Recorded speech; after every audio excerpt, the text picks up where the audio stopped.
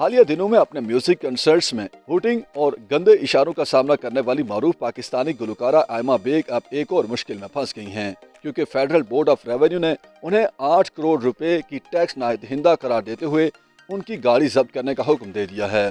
FBI کے حکم نامے میں کہا گیا ہے کہ آئمہ نور العین بیگ نے سال 2018، سال 2019، 2020 اور 2021 کا ٹیکس ادا نہیں کیا ہے، جس وجہ سے وہ FBR ڈیفالٹر لسٹ میں آ گئی ہیں۔ ان کے ذمہ 8 کروڑ 50,04,885 روپے ٹیکس کی مد میں واجب الادا ہیں۔ آئمہ بیگ کے مداحوں کے لیے یہ خبر حیران کن ہے کہ اتنی چھوٹی عمر کی گلوکارہ پر اتنا بڑا ٹیکس کیسے ڈال دیا گیا ہے۔ ان کا کہنا ہے کہ جس ملک میں وزیر اعظم صرف چند لاکھ روپے ٹیکس دیتا ہو، وہاں ایک ابھرتی ہوئی گلوکارہ سے 8 کروڑ روپے ٹیکس لینا کہاں کا انصاف ہے۔ آئمہ بیگ کو جاری ہونے والے فیڈرل بورڈ آف ریونیو کے نوٹس میں کہا گیا ہے کہ نادہندگی قانون کے تحت FBR آئمہ کی جائیداد ضبط کر کے بھی ٹیکس ادائیگی کا اختیار رکھتا ہے، لہٰذا ان کی گاڑی جو انہوں نے 2021 کے گوشواروں میں ظاہر کی ہے، اس کو فوری طور پر قبضے میں لینے کے احکامات جاری کیے جا رہے ہیں۔ FBR نے کار ضبط کرنے کے لیے باقاعدہ ایک افسر بھی متعین کر دیا ہے۔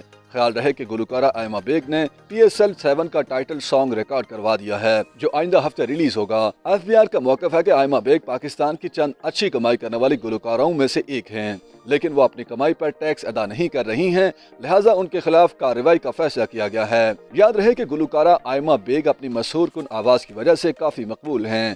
انہیں فلموں میں کام کرنے کی آفر بھی کی گئی تھی، لیکن انہوں نے انکار کر دیا۔ گلوکارہ کا کہنا ہے کہ وہ اپنی گلوکاری کے شوق سے مطمئن ہو جائیں، پھر اداکاری بھی کریں گی۔ آئمہ بیگ کا کہنا ہے کہ فلم طیفہ ان ٹرابل اور جوانی پھر نہیں آنی میں کام کرنے سے انکار کا مطلب یہ نہیں کہ میں کبھی بھی اداکاری نہیں کروں گی۔